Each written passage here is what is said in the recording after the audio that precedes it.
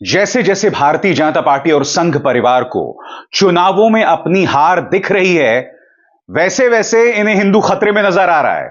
जी हां, पहले मुख्यमंत्री आदित्यनाथ ने कहा था कि बटेंगे तो कटेंगे।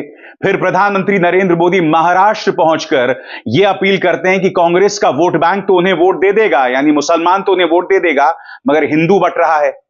अब यही बात संघ परिवार के सरसंघ चालक मोहन भागवत कह रहे हैं। आपके स्क्रीन पर मोहन भागवत का बयान। कहते हैं, हिंदुओं को अपनी सुरक्षा के लिए एकजुट होना होगा। उन्हें भाषा, जाति, प्रांत के मतभेद और विवादों से ऊपर उठना पड़ेगा। गौर कीजिएगा, हिंदुओं को अपनी सुरक्षा के लिए 11 साल होने को आए प्रधानमंत्री नरेंद्र मोदी को देश के प्रधानमंत्री हुए। उत्तर प्रदेश में दूसरी बार मुख्यमंत्री आदित्यनाथ जो है मुख्यमंत्री बन चुके हैं, मगर अब भी आपको क्या समझाया जा रहा है दोस्तों कि हिंदू खतरे में है। बार बार आपको यही बतलाया जा रहा है।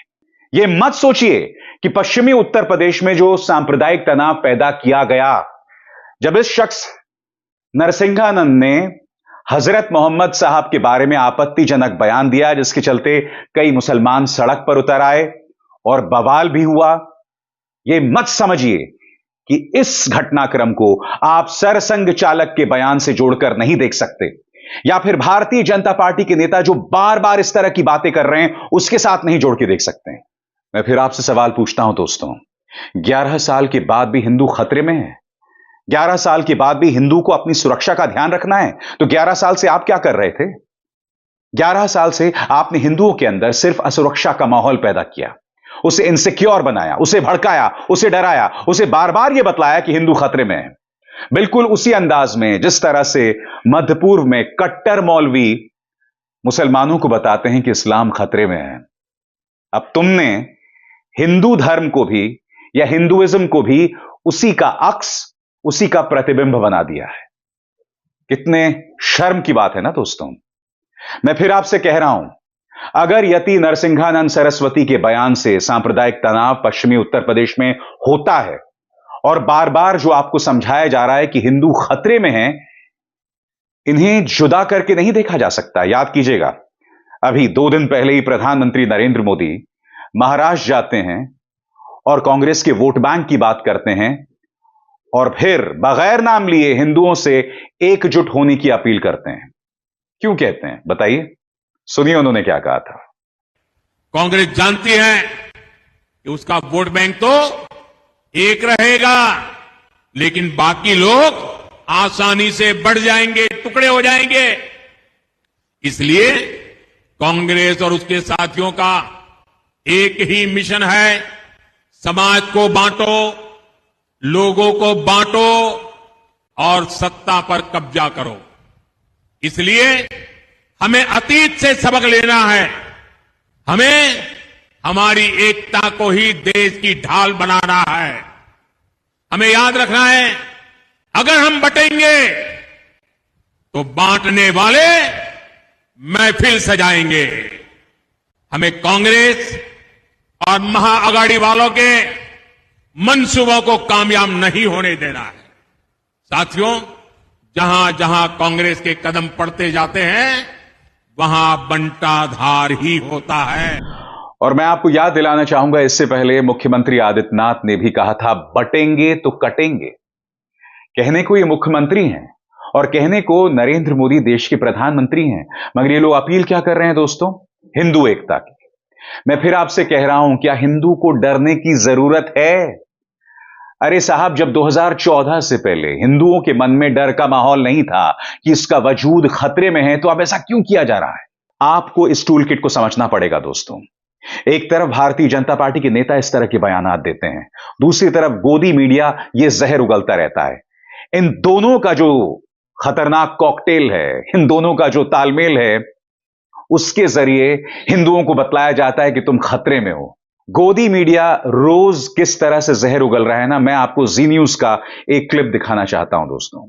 देखिए किस तरह से जूतम पैजार चल रही है धर्म के मामलों में। देखिए क्या हो रहा है गोदी मीडिया में। ये देखिए जी न्यूज का ये नजारा था। बैठ जाता है। और सुनिए, वास्तविक तौर पे इस्लाम का बढ़ने का मुख्य कारण है कि 4 शादियां करना अलाउ कर दिया, 100 रखे कर दिए। 4 हम क्यों कर ले? हम नाइंसाफी करें? हम आदमी को जानवर नहीं इंसान बनाना सिखाते हैं। इंसान को बदतमीजी ना करें, बैठ के रास्ते भर दो। नहीं। और फिर भी अगर जनता नहीं भड़कती तो फिर कोई यति नरसिंहानंद जो है वो सामने आ जाता है, जो हजरत साहब के बारे में आपत्तिजनक बयान देता है। मैं फिर आपसे पूछ रहा हूं दोस्तों, कब तक आपको डरा कर रखा जाएगा? कब तक आपको यह समझाया जाएगा कि आप खतरे में हैं? और यह मत सोचिए बयान सिर्फ मोहन भागवत ने दिया है। प्रधानमंत्री का क्या बयान था वो भी मैं आपको सुनवा चुका हूं। मुख्यमंत्री आदित्यनाथ भी कह चुके हैं बटेंगे तो कटेंगे। और देखिए, सरकार में एक मंत्री हैं किरण रिजिजू, उन्होंने कहा कि जिस तरह से अंग्रेजों ने हिंदुओं को विभाजित किया उसी तरह से कांग्रेस हिंदुओं को विभाजित कर रही है।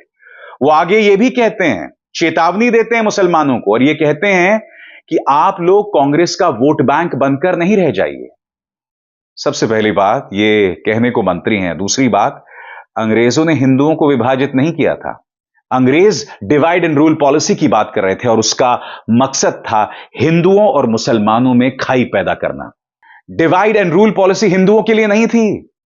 डिवाइड एंड रूल पॉलिसी हिंदुओं और मुसलमानों दोनों के लिए थी, ताकि इन दोनों के बीच में खाइयां पैदा की जाएं। नतीजा आप जानते हैं क्या हुआ था 1947 में। देश दो फाड़ हो गया था, पाकिस्तान वजूद में आया था।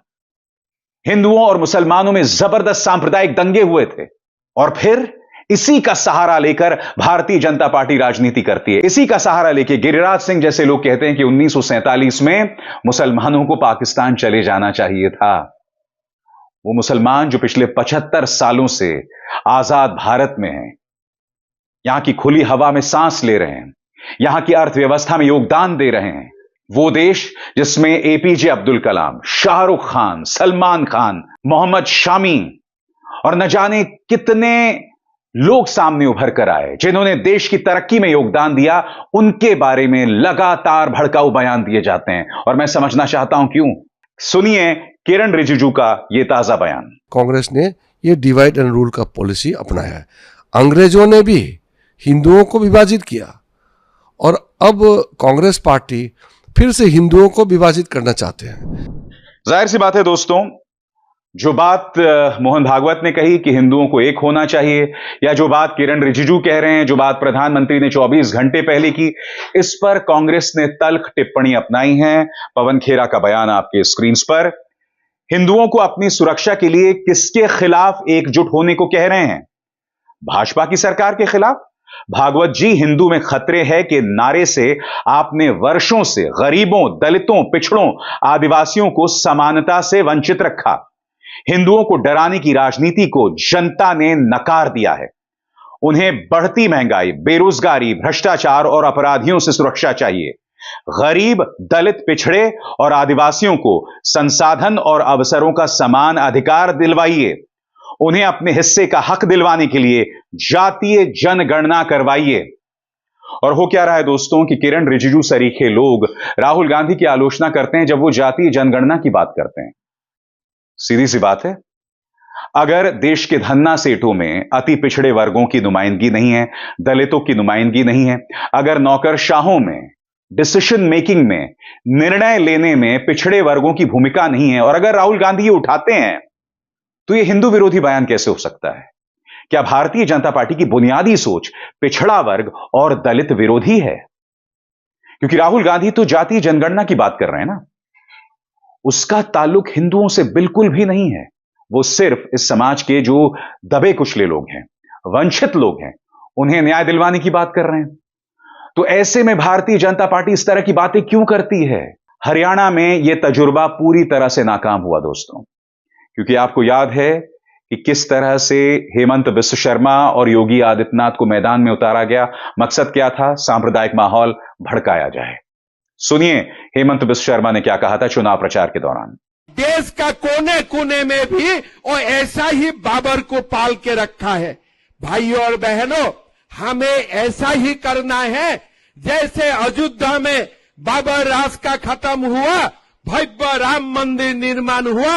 ये देश में भी जो छोटे मोटे अभी भी बाबर घूम रहा है, सबको धक्का दे दे के हमें ये देश से निकालना है। सबको धक्का दे दे के हमें ये देश से निकालना है। हमारे असम में आए थे, राहुल गांधी मुझको पूछते हैं कि आपने 700 मदरसा बंद कर दिया, आगे आपका क्या इरादा है? मैं राहुल गांधी को बोला कि अभी तो 600 बंद किया हूं, आगे जाके सबको बंद कर देने का इरादा है। यही हमारा इरादा है और कुछ इरादा नहीं है। हमें देश में मदरसा शिक्षा नहीं चाहिए। हमारा देश का जवान इंजीनियर बनना चाहिए, डॉक्टर बनना चाहिए, इंडस्ट्रियलिस्ट बनना चाहिए। हमारा देश को जवान कोई मुल्ला बनने के लिए जरूरत नहीं है। हमारा देश का जवान डॉक्टर बनेगा, इंजीनियर बनेगा। वो बाबर जो वजूद में नहीं है उसकी बात की जा रही है, जो बाबरी गिराया जा चुका है, जिसकी जगह सम्मानित राम मंदिर बनाया गया है, उसकी बात की जा रही है। और फिर योगी आदित्यनाथ एक धक्का और दो भड़काऊ बयान दे रहे हैं हरियाणा के चुनाव में। सुनिए उन्होंने क्या कहा था। बहनों और भाइयों, आज कांग्रेस का ढांचा वैसे ही जर्जर हो चुका है जैसे अयोध्या में बाबरी ढांचा था। एक धक्का और दो, बाबरी ढांचे को तोड़ दो, ये नारा जब राम भक्तों ने लगाया था तो बाबरी ढांचा हमेशा के लिए ध्वस्त हो गया।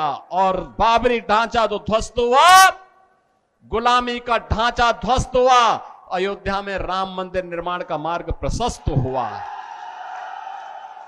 और मैं आपका यही आह्वान करने के लिए आया हूं, जो ये लोग जाति की राजनीति करके आपको विभाजित करना चाहते हैं, मैंने कहा था ना कि बटोगे तो कटोगे, एक रहोगे तो नेक रहोगे। कोई माई का लाल आपका बाल बांका नहीं कर पाएगा। आपने गौर किया दोस्तों, दोनों बाबरी को याद कर रहे हैं जबकि बाबरी वजूद में ही नहीं है। इस वक्त कोर्ट का फैसला आ गया है, कोर्ट ने राम मंदिर के पक्ष में फैसला सुनाया है, राम मंदिर की प्राण प्रतिष्ठा भी हो चुकी है, वो अपने वजूद में भी आ गया है। प्रधानमंत्री नरेंद्र मोदी पर पूरी तरह से कैमरा फोकस था जब उसका उद्घाटन किया जा रहा था। बावजूद इसके भारतीय जनता पार्टी के नेता बाबरी को क्यों याद करते हैं? क्यों हमें उस दौर में ले जाना चाहते हैं जब देश में जबरदस्त सांप्रदायिक दंगे भड़के थे? सबसे बड़ी बात, भारतीय जनता पार्टी को इस सवाल का जवाब देना है कि बार बार उसके दामन पर, उस पर यह आरोप लगता है कि वो पिछड़ा विरोधी है, वो मंडल कमीशन विरोधी है। और यह बात मैं पूरी जिम्मेदारी के साथ कह रहा हूं दोस्तों। स्वर्गीय जॉर्ज फर्नांडिस ने आज नहीं, वो 1992-93 से कह रहे थे, आज वो जिंदा नहीं है मगर उनका एक बयान है जिसमें उन्होंने कहा था कि जब लाल कृष्ण आडवाणी के राम रथ यात्रा को रोका गया था और जब उन्होंने समर्थन वापसी ली थी, तब जॉर्ज फर्नांडिस ने उनसे कहा कि आप ऐसा क्यों कर रहे हैं। तब आडवाणी जी ने कहा था कि वीपी सिंह ने मेरे लिए कोई विकल्प नहीं छोड़ा क्योंकि वो मंडल कमीशन लेकर आ गए, जिसकी वजह से मुझे राम रथ यात्रा शुरू करनी पड़ी। तो एक तरह से राम रथ यात्रा बहाना था, निशाना मंडल था। इसीलिए राहुल गांधी जातीय जनगणना की बात करते हैं। अगर आप भूल गए हैं तो मैं आपको सुनाना चाहूंगा कि जॉर्ज फर्नांडिस ने आज से कई सालों पहले क्या कहा था। स्पीच की क्वालिटी थोड़ी खराब है मगर मैं चाहूंगा आप सुने जॉर्ज फर्नांडिस ने क्या कहा। सुनिए। 27% रोजगार सामाजिक और शैक्षणिक मामलों में पिछड़े लोगों के लिए आरक्षित रखा जाए, ये मंडल कमीशन की सिफारिश, और इस सिफारिश को लागू करने का ऐलान 7 अगस्त को संसद में हम लोगों ने किया। इस ऐलान के 48 घंटों के अंदर, मैं औरों की बात नहीं कह रहा हूं, लाल कृष्ण आडवाणी ने खुद मुझसे कहा कि आपने हमारे सामने अभी कोई विकल्प नहीं रखा है, हमारे सामने अभी एक ही रास्ता है कि हम हिंदुत्व का प्रश्न को, मंदिर और मस्जिद का प्रश्न को लेकर लोगों के सामने जाने का काम करें। अगर मंडल आयोग की सिफारिशें लागू नहीं होती तो फिर राम भक्ति आपको देखने के लिए नहीं मिलती, जिस मात्रा में आज देखने के लिए मिल रही है और जिस ढंग से वो देखने के लिए मिल रही है। ये हकीकत है और छिपाई जाती है ये हकीकत। और फिर मैं नहीं भूला हूं दोस्तों, कुछ ही दिनों पहले प्रधानमंत्री ने एक भाषण दिया था जिसमें प्रधानमंत्री ने कहा था कि जब मंडल कमीशन लाया गया था तो बीजेपी ने वीपी सिंह को समर्थन दिया था। सरासर गलत बयान। वीपी सिंह जब मंडल कमीशन लेकर आए थे, उसी के बाद लाल कृष्ण आडवाणी ने समर्थन वापसी का ऐलान कर दिया था। तो इस तरह की गलत बयानी प्रधानमंत्री कतई ना करें। दोस्तों, यति नरसिंहानंद सरस्वती और उनके जो समर्थक हैं लगातार भड़काऊ बयान देते रहते हैं, समाज की शांति पर प्रहार करते रहते हैं, सुख शांति पर प्रहार करते रहते हैं। इन्हें हिरासत में लिया जाता है और फिर छोड़ दिया जाता है। मैं आपसे पूछना चाहता हूं, यह व्यक्ति बार बार इस तरह से अपने बयानात क्यों दोहराता है? क्या इसके बयान का मकसद कुछ और है? क्या एक सांठगांठ है जो इस वक्त आम जनता नहीं देख पा रही है? वरना जनता को यह क्यों बतलाया जा रहा है कि हिंदू खतरे में है? हिंदुओं को यह क्यों कहा जा रहा है कि आपको एकजुट रहने की जरूरत है? अरे अगर एकजुटता का संदेश देना है तो पूरी देश को एकजुटता का संदेश दो ना। तब हो सकता है कि आपको मुसलमान का भी वोट मिल जाए। आप मुसलमान पर तो प्रहार करते हैं कि वो कांग्रेस को या विपक्ष को क्यों वोट देता है, मगर प्रधानमंत्री खुद, याद कीजिएगा, लोकसभा चुनावों में उन्होंने मुसलमानों को घुसपैठिया बताया था, ज्यादा बच्चा पैदा करने वाला बतलाया था। ये प्रधानमंत्री के शब्द हैं, मेरे नहीं हैं। ये तक बतलाया था कि आपका मंगलसूत्र दे दिया जाएगा उनको, आपकी 2 भैंसों में से 1 भैंस दे दी जाएगी उनको। ये तमाम बयानात कांग्रेस के घोषणा पत्र के बारे में प्रधानमंत्री कर रहे थे। सांप्रदायिक बयान दे रहे थे, भड़काऊ बयान दे रहे थे। चुनाव आयोग तक को हस्तक्षेप करना पड़ा था, यह कहना पड़ा था जेपी नड्डा से कि इन पर लगाम लगाइए, मगर तब भी चुनाव आयोग में इतनी हिम्मत नहीं थी कि वो सीधे प्रधानमंत्री से बात कहते। कहने का अर्थ साफ है, एक तरफ आप भड़काऊ बयान देते हैं, शमशान कब्रिस्तान की बात करते हैं, आपके नेता लगातार माइनॉरिटी विरोधी बयान देते हैं, और फिर किरण रिजिजू जैसे लोग कहते हैं कि भाई मुसलमान कांग्रेस को ही क्यों वोट देता है, और फिर मोहन भागवत ये कहते हैं कि हिंदुओं को एक होने का वक्त आ गया है। तो 11 साल से आपने क्या किया कि हिंदू सुरक्षित नहीं है? समझना पड़ेगा दोस्तों आपको। मकसद है मुद्दों से आपका ध्यान भटकाना। मकसद क्या है? हार दिखाई दे रही है। जी हां, अगर महाराष्ट्र में भी भारतीय जनता पार्टी गठबंधन हार जाती है तो यकीन मानिए प्रधानमंत्री नरेंद्र मोदी की उल्टी गिनती होना तय है। आरएसएस में भी यह विचार चल रहा है कि प्रधानमंत्री नरेंद्र मोदी के चेहरे के दम पर कब तक। उत्तर प्रदेश में क्या आप जानते हैं, सीएसडीएस का सर्वे आया था चुनावों की ठीक बाद। सीएसडीएस के सर्वे के मुताबिक उत्तर प्रदेश में राहुल गांधी प्रधानमंत्री से ज्यादा लोकप्रिय हैं। अब कल्पना कीजिए दोस्तों, अगर महाराष्ट्र में बीजेपी को हार का सामना करना पड़ता है और जबरदस्त हार का सामना करना पड़ता है, तब भी आपको लगता है कि प्रधानमंत्री नरेंद्र मोदी अपने पद पर बने रहेंगे? उसके बाद दिल्ली के चुनाव है। सोचिए, अगर दिल्ली के चुनाव में भी बीजेपी हार जाती है, और उससे भी बड़ी बात, अगर बिहार के चुनावों में भी बीजेपी हार जाती है, आप अंदाजा लगा सकते हैं प्रधानमंत्री नरेंद्र मोदी की उल्टी गिनती होना तय है।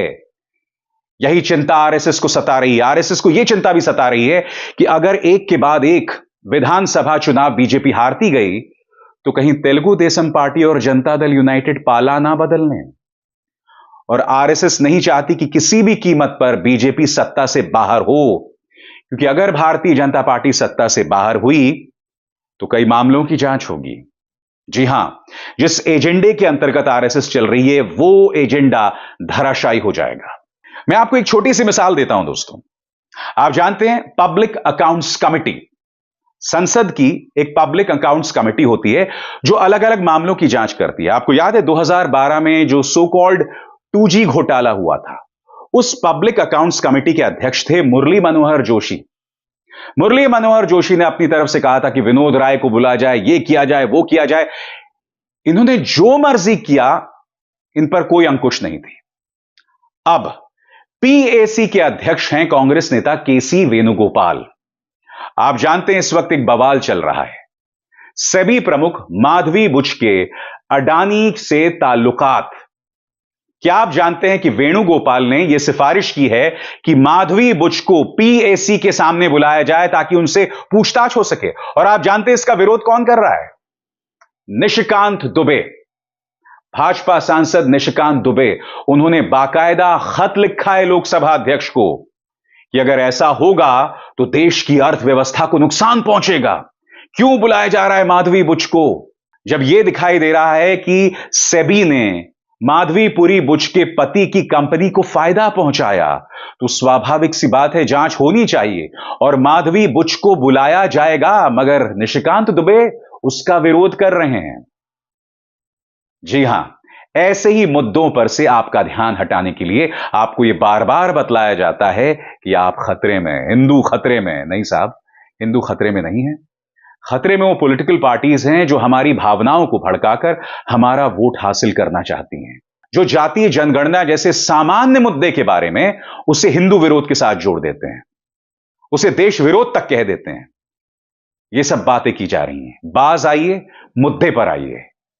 भारतीय जनता पार्टी को समझना चाहिए कि सांप्रदायिक तौर पर लोगों को भड़का के सिर्फ देश का नुकसान है, और मुझे नहीं लगता है कि भाजपा को इसका चुनावी फायदा भी हो रहा है। अभिसार शर्मा को दीजिए इजाजत। नमस्कार।